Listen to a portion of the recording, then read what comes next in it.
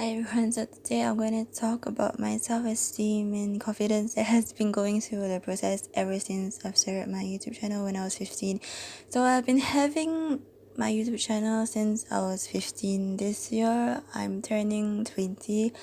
I've reflected on my older videos that I've made when I was younger. I honestly have come a long way in terms of battling depression and how I actually viewed myself. I think right now I'm a much stronger person in the way I view myself, and it's just made me more aware of who I am and not just how others see me or what my mind would see me or what my negative voices will tell me or my thoughts. So when I was 15, as you guys know, I was having depression, which affected my self-esteem and confidence. And if you look back at my YouTube videos, there was one time in the video clip that I said that I did not feel good enough and I did not know why. That was due to my depression, which caused my self-esteem and confidence to be affected. Right now, I'm not on any medication or I'm not going for any psychotherapy, but now I'm going to share like how do I manage it. It helped my thinking in a way so that I do not succumb to like the feel of feeling not good enough or any other negative thinking that would affect how I see myself. Before I start explaining how I go about managing it, I'll explain to you the difference and the definition of self-esteem and confidence. So self-esteem in like psychological terms, the term self-esteem is used to describe a person's overall sense of self-worth or personal value in terms of how much you appreciate and like yourself. Self-esteem encompasses beliefs about oneself as well as emotional states such as triumph, despair, pride, and shame. Confidence is the feeling or belief that I can have faith in myself to accomplish a task or do well, such as my studies. I actually struggled a lot with my self-esteem.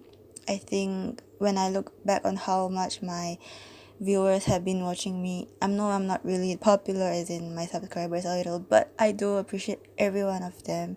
But people still view me, and I'm not sure how they would view me, but everyone who listens to me, watches me is enough for me, and that's all I ever need.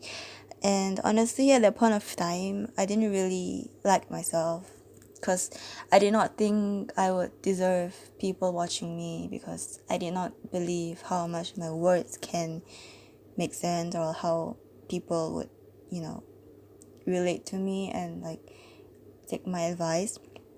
And I was really affected, as in I did not know who I was. Like my worth is like I didn't really like myself. But after that, I felt like this is what I wanted to do. This is what I want to bring my point across. And my lesson is always going to be what I, think of, what I produce, what I did, which is why I try my best because I'm not really good at editing. But yeah, I did have a lot of issues with my self-esteem and I did not see myself well. And for confidence, I did struggle a lot with, like accomplishing a task. Like my studies, it was something I struggled with, which I'll do in another video. Now I'm going to say how I managed. I managed my self-esteem or mood and confidence. So basically, this helps with mood. So if I take care of my body by exercising regularly, which is what I don't really do, depends on how good my health is, it will actually increase endorphins to help improve the mood, which might help to ease depression. I think people can do like exercise or just simply like dancing. It's fine. Start slowly to set your goal, and then once you reached it, it will help with your confidence. With my mood, this helps with my mood. I think eating in moderation so your mind will get proper nutrition and be able to think better. Honestly, I'm really bad at following all this, but I think what I actually went for like to try to not really eat healthy because I eat what I want, but in moderation. So I try not to eat too much of something or in just in balance. And if something helps me like drinking smoothie or from fruit or fruits, it's fine. I really enjoy it. Actually, it's pretty good for maintaining weight and the mood. Another one to help with mood is to take care of your mind and positive yourself with a lot of positive talk, so that you will not be really harsh to yourself and be kind to yourself. Honestly, it hits me for this one because mind is something that, that sometimes thoughts can be really overwhelming and we have negative thoughts. I actually just don't entertain them that much. I don't really ruminate, but I do have times where I'm like that, and I have a lot of voices or thoughts that would tell me a lot of things that isn't really me, isn't what I would say to myself, which is why I tell myself to be aware of what I'm thinking about, and like say to myself, if I cannot accept it in myself, why should I let it accept it to another person? Say my friend was, in my mind, would she like it? It's just different. So if that is hurting you, you have to be aware and see where we can manage it. So there's this thing I wrote down. I saw once said, he who tries to please everybody pleases nobody. So this includes yourself. If you spend your whole life trying to please everyone, you won't find personal happiness. This should not be the case because not everyone can like you, and you should not lose yourself trying to please someone. Being your true and the authentic self is the best because the right ones will accept and love yourself for just being who you are and not something you are not. In my life experiences, there are a lot of people who would actually be mean to me just because I'm different, just because, I'm someone that is different from the rest, the way I, dress or anything, or based because of my race or my religion. But I didn't let it affect me because I know those are not the ones for me, and that the right ones will accept me. And there's no point trying to please someone, because if that person is not going to be liking you, there's no way you can make them change their mind. That's why I would always want myself to be really kind to myself no matter what happens, because in life there's always people who are going to be good and bad, and that really is the problem that is facing everywhere. But honestly, there are good and bad people, but appreciate the good ones and do not really matter for other ones who don't treat you like the way you should be treated with respect. 5. Don't tear yourself apart just because of your mistakes. Do not be so harsh on yourself just because of your mistakes. So all humans make mistakes. Do not dwell and see where you can improve on it so you do not repeat it the next time. Just by changing your way of thinking, you can boost your self-esteem and confidence. Basically, I used to, make mistakes, and actually every day I learn. There's not a day that I don't make any mistake. I feel like even if I'm learning, if I'm really good at something, there's always something that I can learn from. I think I would like to learn like almost every day until the day I go. But honestly though, there's so much to learn. I don't think there's anything that I would take granted of. If there's a lesson I need to learn, I learn it, because mistakes and it's also part of learning, and I would really not be so harsh on myself. I always want to improve where I can. And next, know what you are capable of doing, such as your skills to accomplish something. So I have to know what I'm good at, and that I'll use that to accomplish something, or decide on what and how you're going to use it. For example, your course or your job. Because if you already know what you're good at, it's a useful skill which will help to boost your self-esteem in order to accomplish something, so you can believe in yourself along the way.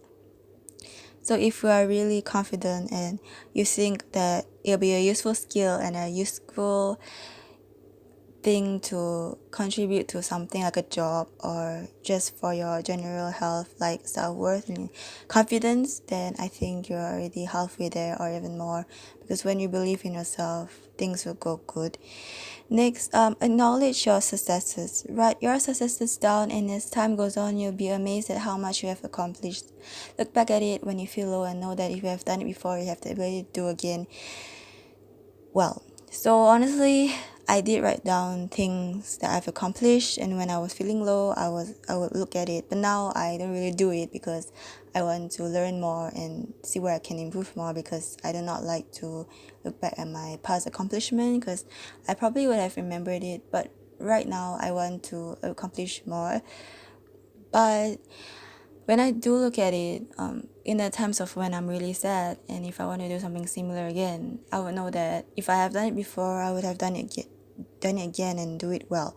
And I will never take it for granted, and I would always be like believing in myself, even if it's so hard, because if I've did well in something, even if I have a setback, if I fail, I know that I'll just keep trying, because that's the important part. Because if I don't try, I will never know where I will lead to.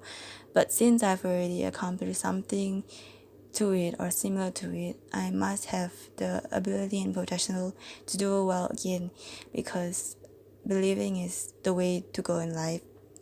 And 8, be grateful. Cultivating a healthy sense of self-esteem also improves the ability to be grateful for what you have and what you are good at. Be grateful for the blessings you have been given and never take them for granted, as others may want or need what they can't have. So I'm really grateful in the way that I go and, have my skills, have what I have, and the way I see myself, the way I see the world is something I will never be taken granted of. In life, there's always going to be setbacks, there's always going to be ups and downs. That's fine, that's life.